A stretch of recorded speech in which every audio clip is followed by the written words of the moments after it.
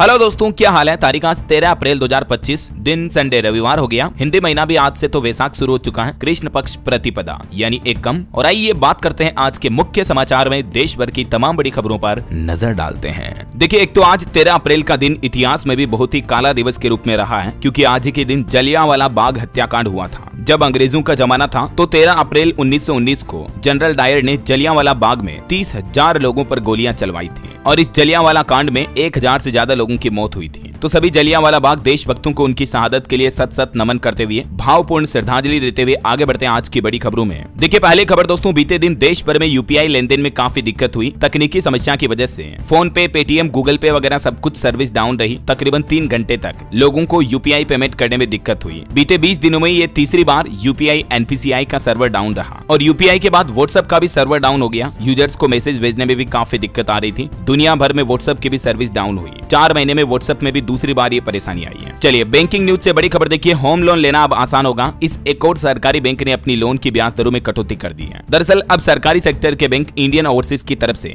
Bank ने repo rate से जुड़ी ब्याज दर में 0.25% तक की कटौती की है। हाल ही में भारतीय रिजर्व बैंक ने जो रेपो रेट घटाई थी, तो उसके बाद कई सारे बैंकों ने अपनी लोन की रेटें भी सस्ती की है। मैंने आपको इससे पहले अपडेट बताया भी था। आरबीआई के फैसले का असर दिखा। बैंक ऑफ इंडिया और यूको बैंक ने भी अपनी लोन की ईएमआई सस्ती की है ग्राहकों के लिए और उसके बाद अब इंडियन ओवरसीज बैंक की तरफ से भी ब्याज दरों में ये कटौती की गई है। हालांकि लोन की रेटों में कटौती के साथ ही कुछ बैंकों ने एफडी के रेट्स भी कट कर दिए हैं। जैसे देखिए, आरबीआई के रेपो ऐलान के 3 दिन बाद ही पंजाब नेशनल बैंक ने ग्राहकों को झटका दिया, ब्याज दर को लेकर बदलाव किया है। पीएनबी ने 3 करोड़ रुपए से कम की एफडी की ब्याज दरों में कटौती कर दी है और भी अलग अलग टेन्योर वाली एफडी पर अब पीएनबी का ब्याज कितना होगा, जिसकी परसेंट रेट भी आप देख सकते हैं स्क्रीन पर। और पीएनबी के अलावा देखिए, बैंक ऑफ इंडिया ने भी सावधि जमा पर ब्याज दरें घटाई है। 400 दिन वाली विशेष सावधि जमा पर बैंक की तरफ से एफडी के इंटरेस्ट रेट में कटौती की गई है। और इसके अलावा केनरा बैंक ने भी एफडी की ब्याज दरों में बदलाव किया। अब जमा पर आपको 0.8% तक अधिकतम ब्याज मिलेगा। केनरा बैंक की नई एफडी इंटरेस्ट रेट क्या होगी, देख सकते हैं आप इस टेबल में। इसी तरह से कोटक महिंद्रा बैंक की तरफ से भी एफडी की इंटरेस्ट रेट में कुछ बदलाव किए गए हैं। चलिए, बैंकिंग न्यूज के बाद अगली बड़ी खबर देखिए आप। भारत में दालों का आयात 7 साल के सबसे उच्च स्तर पर पहुंचा। खास करके मटर की बढ़ती हिस्सेदारी से घरेलू किसान भी चिंतित हुए हैं। मतलब दालों का इंपोर्ट बहुत ज्यादा पहुंच चुका अभी बीते 7 सालों में। चलिए, अगली खबर देखिए, नीति आयोग ने भारत में ऑटो कंपोनेंट निर्माण को बढ़ावा देने के लिए भी एक नया रोडमैप तैयार किया। सरकार का प्लान है साल 2030 तक ऑटो पार्ट्स के निर्यात को $20 बिलियन से बढ़ाकर $60 बिलियन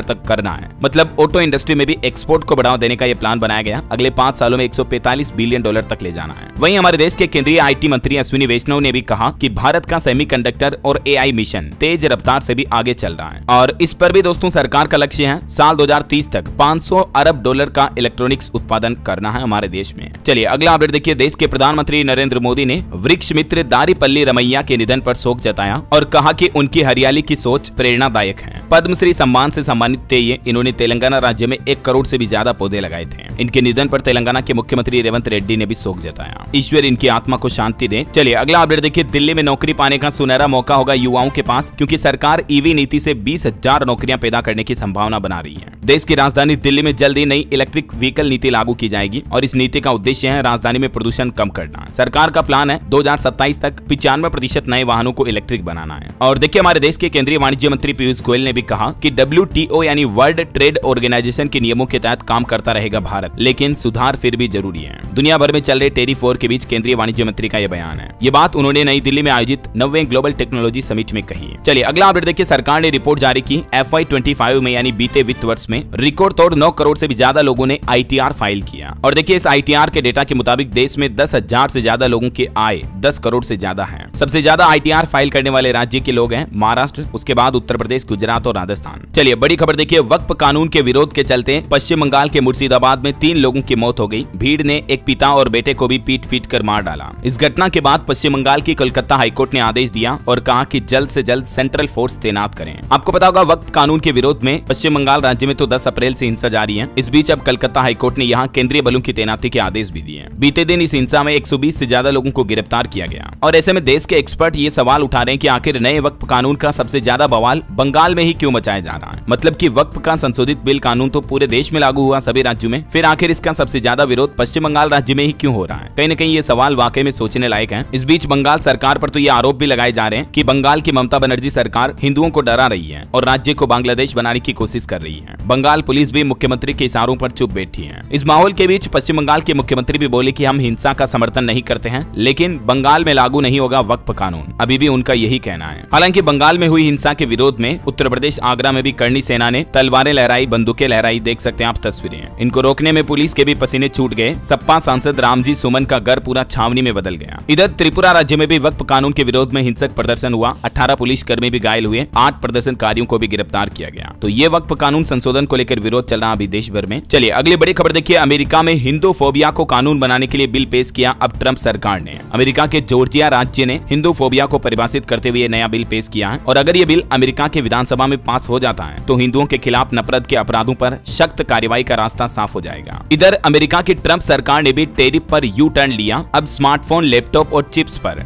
जवाबी टैरिफ नहीं लगाएगी अमेरिका सरकार। तो ट्रंप के इस फैसले से एप्पल, सैमसंग जैसी कंपनियों को भी फायदा होगा। इन सभी सामानों पर अब जवाबी टैरिफ शुल्क नहीं लगेगा, क्योंकि दोस्तों अमेरिका में ट्रंप के टैरिफ ऐलान के बाद आपको पता होगा दुनिया भर में मंदी का माहौल छा गया। तो अब ट्रंप सरकार ये फैसले ले रही है और वैसे बाकी देशों पर भी दुनिया भर में टैरिफ को 90 दिनों के लिए फिलहाल टाल दिया है। और अभी ट्रंप ने स्मार्टफोन, कंप्यूटर वगैरह इलेक्ट्रॉनिक गैजेट से रेसिप्रोकल टैरिफ हटा दिया है। सेमीकंडक्टर, सोलर सेल और मेमोरी कार्ड को भी छूट मिलेगी। इस फैसले से कई अमेरिकी टेक कंपनियों को भी राहत मिलेगी। वहीं खबर आ रही इंडिया यूएस समझौते पर भी देखिए। भारत और अमेरिका में अंतरिम व्यापार समझौता सफलता के काफी नजदीक है। वार्तालाप के पहले चरण पर सहमति बनी। अगले 90 दिन में ये समझौता लागू हो सकता है। और दोस्तों इस मामले के बीच हमारे विदेश मंत्री डॉक्टर एस जयशंकर ने भी कहा कि अमेरिका से कारोबारी समझौता करना हमारी प्राथमिकता है। कारोबारी वार्ताकारों की टीम पूरी तरह से इसके लिए तैयार भी है। हमारे केंद्रीय वाणिज्य मंत्री पीयूष गोयल भी बोले कि बंदूक की नोक पर कोई डील नहीं करता भारत। अमेरिका के साथ ट्रेड समझौते पर उन्होंने ये बयान दिया। वहीं भारत के लिए एक अच्छी खबर तो ये आ रही है दोस्तों कि एसआईए के प्रमुख बोले सेमीकंडक्टर सप्लाई चेन में बदलाव का दौर शुरू हो चुका है और भारत के लिए भी ये सुनहरा मौका होगा। और वहीं दोस्तों दुनिया भर की ट्रेड वॉर के बीच एक खबर आ रही कि एक तरफा दबाव की अमेरिका नीति का मिलकर विरोध करेंगे दुनिया भर के देश। यूएस पर 125% टैरिफ लगाने के बाद ईयू यानी यूरोपियन यूनियन से बोला ये चीन। चाइना सरकार ने यूरोपीय संघ से ये अपील की है कि अमेरिका पर एक तरफा दबाव बनाने की नीति का विरोध करें ऐसा। और इस माहौल के बीच खबर ये है जल्द ही भारत यात्रा पर भी आएंगे ट्रंप के चहेते अमेरिकी उपराष्ट्रपति वेंस। तो पीएम मोदी से भी मुलाकात करेंगे। इस दौरान भी टैरिफ पर वार्तालाप संभव हो सकती है। मैंने आपको बताया था कल अपडेट। और वही देखिए टैरिफ ट्रेड वॉर एक तरफ है। इस बीच भारत अमेरिका के मध्य त्रिसेवा सैन्य अभ्यास का भी सफल समापन हुआ। ये भी चाइना को एक स्पष्ट संदेश है कि कहीं न कहीं भारत अमेरिका की दोस्ती अभी भी बरकरार है। और इसके अलावा भारत एक और सैन्य अभ्यास भी शुरू करने जा रहा। भारत और अफ्रीका के बीच समुद्री सहयोग की नई शुरुआत होने जा रही। आज 13 अप्रैल से तंजानिया में भारतीय सेना का बड़ा सैन्य अभ्यास शुरू होगा और ये पहल प्रधानमंत्री नरेंद्र मोदी के महासागर विजन के तहत की जा रही है। मतलब आज से भारत तंजानिया मिलकर सैन्य अभ्यास की मेजबानी करेंगे। 18 अप्रैल तक चलेगा ये, है ना। चलिए अगला अपडेट देखिए। इटली के उप प्रधानमंत्री ने भारत के विदेश मंत्री डॉक्टर एस जयशंकर से मुलाकात की। IMEC को आगे बढ़ाने पर भी बातचीत हुई। भूकंप पर बड़ी खबर आ रही दोस्तों। बीते दिन पड़ोसी देश पाकिस्तान में 5.8 तीव्रता का भूकंप आया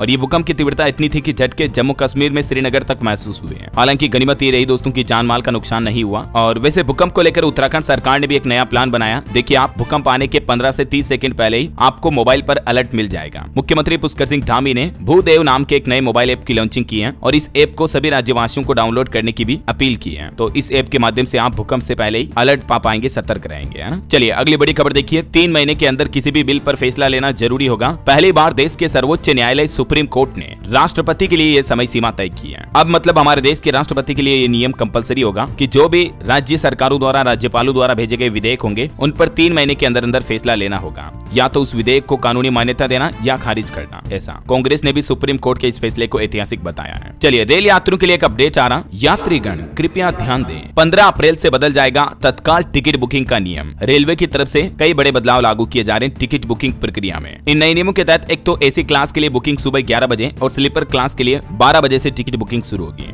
रेलवे ने यात्रियों को सलाह दी है कि वे इन बदलावों को ध्यान में रखें। तो एक तो मतलब रेलवे टिकट बुकिंग के समय में ये परिवर्तन किया जा रहा, जिसके तहत अब तत्काल टिकट बुकिंग और प्रीमियम तत्काल बुकिंग के अंतर्गत ये बदलाव आपको देखने को मिलेंगे, ठीक है ना। चलिए अगली खबर देखिए दोस्तों। किसान आंदोलन को लेकर एक रिपोर्ट सामने आ रही है कि जो बीते कुछ महीनों से फार्मर प्रोटेस्ट चल रहा था, इस वजह से टोल प्लाजा बंद रहने से 1639 करोड़ का नुकसान हुआ। अब पंजाब सरकार से केंद्र सरकार ये वसूली करेगी। ये नुकसान अक्टूबर 2020 से लेकर नवंबर 2024 तक हुआ है। केंद्रीय भूतल परिवहन विभाग ने पंजाब सरकार को ये पत्र भी लिखा है। चलिए सुप्रीम कोर्ट का एक और आदेश देखिए कि हर मामले की जांच सीबीआई को सौंपना सही नहीं है। सुप्रीम कोर्ट ने देश भर की सभी राज्य हाई कोर्ट को निर्देश जारी किया और कहा कि सिर्फ असाधारण परिस्थितियों में ही मामले की जांच सीबीआई को सौंपे, वरना हर किसी सामान्य मामले की जांच सीबीआई को नहीं सौंपनी चाहिए हाई कोर्टों को। ऐसा। चलिए अगली खबर देखिए। मुंबई के 26/11 2011 हमले के मास्टरमाइंड तहव्वुर राणा को इंटरोगेट करने के दौरान कुछ खुलासे सामने आ रहे हैं कि ये मास्टरमाइंड साजिद के भी संपर्क में था। पाकिस्तानी सेना की वर्दी से इसको खास लगाव है। एनआईए की पूछताछ में एक दुबई मैन का भी नाम लिया इसने। वहीं इधर आदित्य ठाकरे ने आतंकी तहव्वुर राणा को लेकर एक चौंकाने वाली मांग की। इन्होंने कहा कि तहव्वुर को भरे चौक में फांसी दी जाए। चलिए अगली बड़ी खबर देखिए। उत्तर प्रदेश के वाराणसी मामले पर खबर आ रही है। काशी गैंगरेप में 14 मोबाइल में 546 लड़कियों के इस तरह के गंदे वीडियो पाए गए। मास्टरमाइंड अनमोल के कैफे में बनाए गए ये वीडियो 6 राज्यों में कस्टमर्स को भेजे गए। वाराणसी में छात्रा से गैंगरेप केस की जांच मामले में एक बड़ा रैकेट सामने आया है। अरेस्ट हुए 12 लड़कों के मोबाइल फोन में लगभग 550 लड़कियों के इस तरह के आपत्तिजनक कंटेंट मिले हैं। देखिए काशी गैंगरेप से जुड़े तार देश के 6 राज्यों में पाए गए। अभी यूपी पुलिस इस पर इन्वेस्टिगेशन कर रही है। चलिए खबर आ रही है नेशनल हेराल्ड केस मामले में ईडी जब्त करेगी 661 करोड़ की संपत्तियां। दिल्ली, मुंबई और लखनऊ की 3 प्रॉपर्टीज पर भी नोटिस चिपकाए और कहा कि तुरंत खाली करें। ईडी की तरफ से कांग्रेस से राहुल गांधी और सोनिया गांधी को बड़ा झटका लगा। इनकी मुश्किलें बढ़ने वाली हैं। ईडी ने नोटिस जारी किया। कांग्रेस की दिल्ली, मुंबई और लखनऊ में 650 करोड़ से ज्यादा की प्रॉपर्टी जब्त होगी। National Herald money laundering case मामले में ईडी की तरफ से यह कार्रवाई की गई। चलिए खबर आ रही कि मणिपुर में कानून व्यवस्था में सुधार हुआ। जल्दी यहाँ नई सरकार बनेगी। एक भाजपा विधायक की तरफ से यह बड़ा दावा किया गया है। वहीं देखिए उत्तर प्रदेश के मुख्यमंत्री योगी आदित्यनाथ सरकार ने बड़ा फैसला लिया। अब बिना सत्यापन के भी बेच सकेंगे 100 क्विंटल से ज्यादा गेहूं। यूपी के किसानों को यह बड़ी राहत मिली है। यूपी में अब छोटे किसान 100 क्विंटल से ज्यादा गेहूं बिना किसी वेरिफिकेशन के बेच सकेंगे। इसके लिए बस सिर्फ उनको ऐप पर, मोबाइल ऐप पर पंजीकरण करना होगा। मतलब वहीं देखिए उत्तर प्रदेश में बेसिक शिक्षकों के तबादले की आवेदन की तारीख भी बढ़ाई गई। अब 20 अप्रैल तक अपने ट्रांसफर के आवेदन कर सकेंगे टीचर्स। और हज यात्रा पर भी खबर आ रही है। 29 अप्रैल से उत्तर प्रदेश की राजधानी लखनऊ से हज यात्रा की पहली उड़ान उड़ेगी। 15 अप्रैल से लगाए जाएंगे दिमागी बुखार के टीके भी। वहीं खबर है दोस्तों देखिए यूपी लखनऊ में कल अंबेडकर जयंती के मौके पर युवा निकालेंगे भीम पद यात्रा। पूरे उत्तर प्रदेश में महापुरुषों की प्रतिमाओं की सफाई भी की जाएगी इस मौके पर। 13-14 अप्रैल को 2 दिन ये कार्यक्रम होंगे। आज से ही भव्य रैलियां निकाली जाएगी। चलिए खबर देखिए। सरकारी बैंक पीएनबी यानी पंजाब नेशनल बैंक ने अपने 131वें स्थापना दिवस पर 34 नए प्रोडक्ट्स लॉन्च किए हैं। नई CSR साझेदारी का भी ऐलान किया। और पीएनबी के इन 34 नई सेवाओं में 12 तो ग्राहकों के लिए केंद्रित जमा योजनाएं हैं और 10 डिजिटल परिवर्तन उत्पाद हैं। तो केनरा बैंक की तरफ से आपको ये नई सर्विस और नए प्रोडक्ट्स भी मिलेंगे, है ना। और खबर देखिए बेंगलुरु, गुरुग्राम में हजारों नए घर बनने जा रहे हैं। दिग्गज रियल एस्टेट कंपनी ने 8 प्रोजेक्ट्स लॉन्च किए हैं। शोभा रियल्टी की तरफ से ये 8 प्रोजेक्ट का निर्माण कार्य शुरू हो चुका है। भारत की एक अनोखी उपलब्धि देखिए दोस्तों। AI यानी आर्टिफिशियल इंटेलिजेंस से पैदा हुआ पक्षी, और ऐसा करने वाला दुनिया का पहला देश बन चुका है भारत। दरअसल ये नई उपलब्धि हासिल हुई है राजस्थान में जैसलमेर के नाम। यहाँ सुदासरी गोडाउन प्रजनन केंद्र में वैज्ञानिकों ने कृत्रिम गर्भाधान की तकनीक से गोडावन के बच्चों को जन्म दिया है। और ये उपलब्धि भारत को विश्व में पहला देश बनाती है इस मामले में। वहीं दोस्तों नौकरियों को लेकर भी एक अच्छी रिपोर्ट आ रही है कि इस साल देश भर की कंपनियां अच्छी खासी रिक्रूटमेंट निकालेगी, हायरिंग करेगी।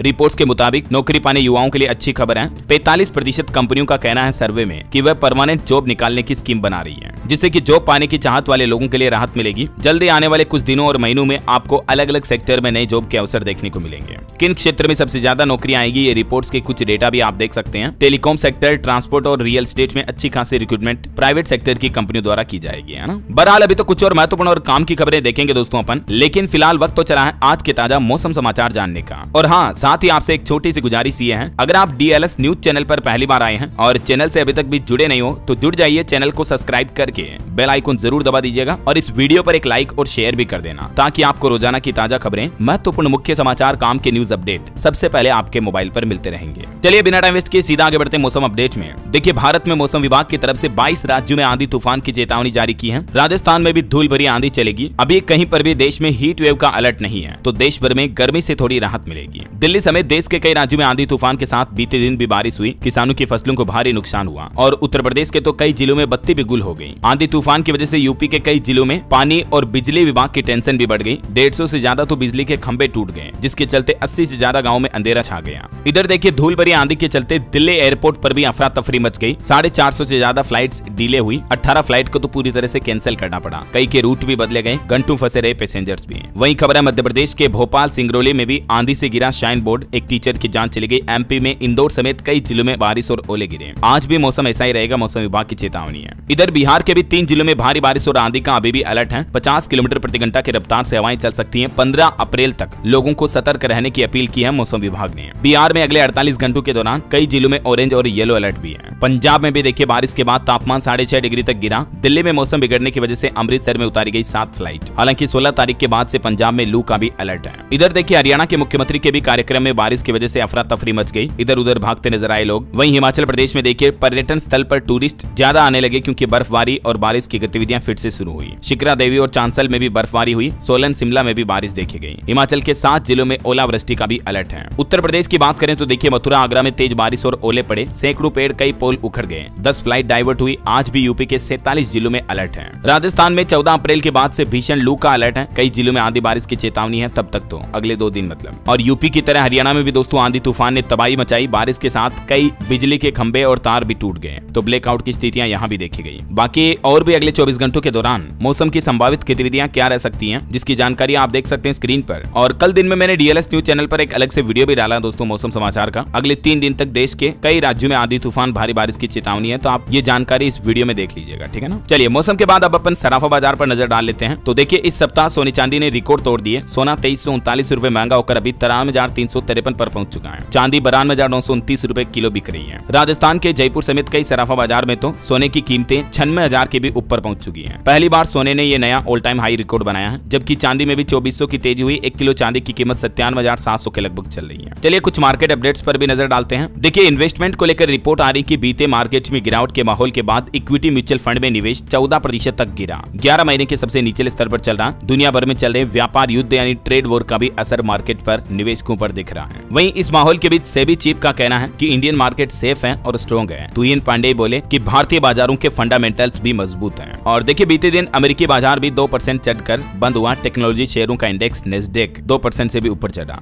और देखिए भारतीय शेयर बाजार में 17 अप्रैल को भारतीय रिजर्व बैंक आरबीआई 40,000 करोड़ के सरकारी बॉन्ड खरीदेगा। मार्केट में लिक्विडिटी बढ़ाने के लिए आरबीआई ये नई कोशिश करने जा रहा है। और दोस्तों दुनिया भर में अमेरिका के ट्रंप की वजह से जो टेरिफ वॉर शुरू हुई, इस बीच एक चेतावनी भी आ रही है। अर्थशास्त्रियों ने यानी इकोनॉमिस्ट ने चेतावनी दी और कहा कि टेरिफ पर रोक लगाने के बावजूद भी अमेरिका में मंदी का खतरा बरकरार है, क्योंकि डोनाल्ड ट्रंप कभी भी कोई भी उल्टे सीधे फैसले ले सकते हैं। तो अमेरिका में अभी भी मंदी की भविष्यवाणी है। बताया जा रहा है कि आने वाले अगले 12 महीनों में अमेरिका में मंदी आने की 65% से भी ज्यादा संभावना है। गोल्डमैन सर्वे एजेंसी की तरफ से भी ये रिपोर्ट जारी की गई। और अमेरिका की ट्रंप सरकार ने तो एक और फैसला लिया। देखिए अमेरिका में अब विदेशी नागरिकों पर और गाज गिरी। 30 दिन से ज्यादा रुकने पर अब ये काम करना होगा, वरना सीधे जेल जाएंगे। मतलब जो लोग अमेरिका में 30 दिन से ज्यादा रह रहे हैं उन सभी विदेशी नागरिकों को संघीय सरकार के पास पंजीकरण कराना अनिवार्य होगा। ऐसा नहीं करने पर उन्हें जुर्माना, जेल और निर्वासन का भी सामना करना पड़ सकता है। अमेरिका की ट्रंप सरकार की तरफ से यह बड़ा फैसला लिया गया और देश भर में यह नया नियम लागू कर दिया विदेशी नागरिकों के वीजा सिस्टम पर भी, है ना। चलिए दोस्तों मार्केट के बाद आगे बढ़ते हैं अपन खबरों में। देखिए अगला अपडेट, बिहार में गरीबों को जल्द ही मिलेंगे 15 लाख नए मकान। केंद्रीय मंत्री शिवराज सिंह चौहान की तरफ से यह ऐलान किया गया। उन्होंने कहा कि बिहार में ग्रामीण विकास विभाग की योजनाओं को तेजी से शुरू किया जाएगा। और बिहार में देखिए एक और नई पहली बार महिला कबड्डी विश्व कप की शुरुआत होने जा रही है। 1 से 10 जून तक राजगीर में होगा भव्य आयोजन। इसमें दुनिया भर के कई देशों की टीमें शामिल होगी। कबड्डी वर्ल्ड कप होगा ये। और खबर है दिल्ली सरकार करेगी केंद्र सरकार के एपीएमएस मॉडल का उपयोग। अब केग ऑडिट की निगरानी में मिलेगी मदद। दिल्ली विधानसभा की तरफ से ये नया प्लान किया गया। वहीं देखिए फ्लैट में रहने वालों को महंगाई का और सामना करना पड़ेगा। अब फ्लैट के मेंटेनेंस पर आपको 18% जीएसटी भी देना पड़ेगा। अपार्टमेंट और सोसाइटी में रहने वाले लोगों के लिए बड़ी खबर आ रही है। अब सोसाइटी में मेंटेनेंस के लिए आपको ज्यादा पैसे देने पड़ेंगे, क्योंकि सरकार ने मंथली मेंटेनेंस खर्च 7,500 रुपए से ज्यादा होने पर 18% जीएसटी लगाने का भी फैसला किया है। तो अब आपका फ्लैट में रहना भी और ज्यादा महंगा पड़ेगा। देखिए महंगाई के बीच सरकार ने ये फैसला लिया है। वहीं हवाई यात्रियों के लिए अपडेट आ रहा, बोर्डिंग पास की टेंशन खत्म हुई। एयरपोर्ट पर अब बस चेहरा दिखाने मात्र से आपकी एंट्री हो जाएगी। पिछले 50 सालों का सबसे बड़ा बदलाव शुरू होने जा रहा। अगले 2-3 साल में देश भर के एयरपोर्ट पर यह नया चेहरा दिखाकर एंट्री करने वाला सिस्टम शुरू कर दिया जाएगा। मतलब फेस रिकॉग्निशन और डिजिटल आईडी से अब आप फ्लाइट पकड़ पाएंगे। तो जल्दी आपकी हवाई यात्रा का अनुभव पूरी तरह से बदल जाएगा। फिलहाल इस प्लान को पायलट प्रोजेक्ट के तौर पर देश के कुछ एयरपोर्ट्स पर शुरू किया गया है। वहीं खबर आ रही कि एनवीडिया, एएमडी और इंटेल जैसी विदेशी कंपनियों की गुलामी अब और नहीं सहेंगे। भारत बना रहा अपने 25 देसी चिप भी। केंद्रीय आईटी मंत्री अश्विनी वैष्णव की तरफ से सेमीकंडक्टर चिप के प्लान को लेकर एक घोषणा की गई। और दोस्तों कल सोमवार से अगले पूरे सप्ताह में शेयर मार्केट सिर्फ 3 दिन ही खुलेगा। 2 और छुट्टियां आएगी, 14 तारीख को और 18 अप्रैल को। 14 अप्रैल को तो अम्बेडकर जयंती के मौके पर बाजार बंद रहेगा और 18 अप्रैल को गुड फ्राइडे पर भी ट्रेडिंग नहीं होगी। बाकी शनिवार रविवार वैसे भी छुट्टी रहती है, तो 4 छुट्टियां हो जाएगी। केवल 3 दिन ही खुलेगा स्टॉक मार्केट, है ना। वहीं खबर देखिए, जीएसटी फाइल करने वाले व्यापारी जरा ध्यान दें, अब जीएसटीआर 3B फॉर्म में नहीं मिलेगी इस बात की अनुमति। इसी महीने अप्रैल 2025 से ही जीएसटीआर 3B फॉर्म में सरकार बदलाव करने जा रही है। अब ये फॉर्म में स्वचालित रूप से मूल्य भरे जाएंगे। जीएसटीएन की तरफ से ये अहम जानकारी दी गई। कारोबारियों के लिए खास करके ये अपडेट है। जीएसटी पोर्टल पर अब आपको ये बदलाव देखने को मिलेंगे। ज्यादा जानकारी आप वीडियो को पॉज करके देख लीजिएगा, है ना। चलिए अगली खबर देखिए, पेगासस जासूसी मामले पर कांग्रेस ने केंद्र की मोदी सरकार पर निशाना साधा। सुप्रीम कोर्ट में दस्तावेज पेश करने की मांग मांग की। खबर है भारतीय नौसेना प्रमुख ने तंजानिया का दौरा किया। AIKEYME अभ्यास से मजबूत होंगे भारत अफ्रीका के सैन्य संबंध। आज से इसका शुभारंभ होने जा रहा, मैंने आपको बताया था ना। और देखिए भारत के साथ संबंध मजबूत करना चाहती है जर्मनी की भी नई सरकार। रक्षा और कुशल श्रमिकों पर फोकस रहेगा। एकरमैन की तरफ से भारत जर्मनी के रिश्तों को लेकर बयान दिया गया। ग्लोबल साउथ पर भी एक अपडेट देखिए। वैश्विक दक्षिण के साथ संबंध बनाने के लिए अच्छी स्थिति में है भारत और यूरोपीय संघ। भारतीय राजदूतों ने भी इस बात पर विश्वास जताया। वहीं दोस्तों वैज्ञानिकों की एक चौंकाने वाली स्टडी सामने आ रही है कि महिलाओं की सुनने की शक्ति पुरुषों से ज्यादा होती है, बेहतर होती है। और हम इंसानों की जो श्रवण पावर होती है, मतलब सुनने की शक्ति होती है, उस पर माहौल और इलाके के वजह से भी असर पड़ता है। लेकिन फिर भी कुल मिलाकर शोध से ये पता चला कि पुरुषों की तुलना में महिलाएं बेहतर सुन सकती हैं। उनकी श्रवण क्षमता औसतन पुरुषों की तुलना में 2 डेसिबल ज्यादा होती है। चलिए खबर देखिए। राम रहीम मामले पर खबर आ रही। डेरा सच्चा सौदा हिंसा मामले में एक साथ बरी हुए 29 आरोपी। पंचकुला जिला अदालत ने सुनाया फैसला। और खबर देखिए AI की पूरी क्षमता सामने लाने के लिए दक्षिण अफ्रीका सरकार ने G20 देशों से बड़ी अपील की और कहा कि अंतर्राष्ट्रीय समुदाय से मदद लें और दुनिया भर में आर्टिफिशियल इंटेलिजेंस को बढ़ावा दें ताकि उच्च तकनीकी का फायदा सभी देशों को मिल सके। ऐसा चलिए अगला अपडेट देखिए। राजस्थान के कोटा में शहीद की बेटी का लोकसभा अध्यक्ष ओम बिरला ने भरा मायरा। वीरांगना को चुनरी ओढ़ाकर भात की रस्में भी निभाई। 6 साल पहले उन्होंने ये वादा किया था। पुलवामा शहीद वीरांगना मधुबाला के घर बेटी की शादी में मायरा भरने पहुंचे खुद लोकसभा अध्यक्ष ओम बिरला। ये तस्वीरें आप देख सकते हैं। चलिए खबर देखिए। प्रधानमंत्री नरेंद्र मोदी 14 अप्रैल को हरियाणा के यमुनानगर का दौरा करेंगे। यहाँ 7,100 करोड़ रुपए के प्रोजेक्ट्स का शिलान्यास भी करेंगे। 50,000 लोगों के जुटने की संभावना है। वहीं देखिए इटली के उप प्रधानमंत्री और विदेश मंत्री एंटोनियो तजानी ने नई दिल्ली में देश की राष्ट्रपति द्रौपदी मुर्मू से भी मुलाकात की। इस दौरान भारत इटली के बीच द्विपक्षीय व्यापार और निवेश संबंधों में बढ़ोतरी की भी संभावना जताई गई। और खबर है केंद्रीय वित्त राज्य मंत्री पंकज चौधरी ने संपत्ति निपटान समिति के अध्यक्ष DK सेठ को 515 करोड़ रुपए से ज्यादा का DD यानी डिमांड ड्राफ्ट सौंपा। चलिए अगला अपडेट देखिए। दुनिया भर के हवाई अड्डों में सिंगापुर का हवाई अड्डा सबसे सर्वश्रेष्ठ नंबर 1 पर रहा विश्व हवाई अड्डा रैंकिंग 2025 की लिस्ट में। लगातार 13वीं बार वर्ल्ड बेस्ट एयरपोर्ट के नाम का रिकॉर्ड हासिल हुआ है सिंगापुर के चांगी एयरपोर्ट को। वहीं खबर है दोस्तों रेजर पे ने डिजिटल भुगतान में क्रांति लाने के लिए टर्बो UPI प्लगइन भी लॉन्च किया। और देखिए मॉरिशस ISA की कंट्री पार्टनरशिप फ्रेमवर्क पर हस्ताक्षर करने वाला पहला अफ्रीकी देश भी बन चुका है। वहीं भारत के मेघालय राज्य के लिए अच्छी खबर है। मेघालय की रिंडिया सिल्क और खासी हैंडलूम को भी GI टैग मिला। ये 2 पारंपरिक वस्त्र हैं जिनको GI टैग मान्यता मिली है। खेल समाचार पर खबर देखिए। हैदराबाद ने IPL का दूसरा सबसे बड़ा चेज किया। पंजाब के खिलाफ 246 रन बनाए। अभिषेक शर्मा का पहला शतक लगा। हर्षल को भी 4 विकेट मिले। 246 रन का टारगेट 18 ओवर में ही कंप्लीट कर लिया। वहीं देखिए विराट कोहली ने भी नया इतिहास रच दिया। IPL में 1000 चौके और छक्के लगाने वाले भारत के पहले खिलाड़ी बन चुके हैं। और जेम्स एंडरसन को भी नाइटहुड सम्मान से सम्मानित किया गया। चलिए नक्सलवाद पर बड़ी खबर देखिए। छत्तीसगढ़ के दंतेवाड़ा बीजापुर बॉर्डर पर फिर से मुठभेड़ हुई। जवानों और नक्सलियों के बीच 3 नक्सली ढेर हुए। 400 जवानों ने नक्सलियों को घेरा।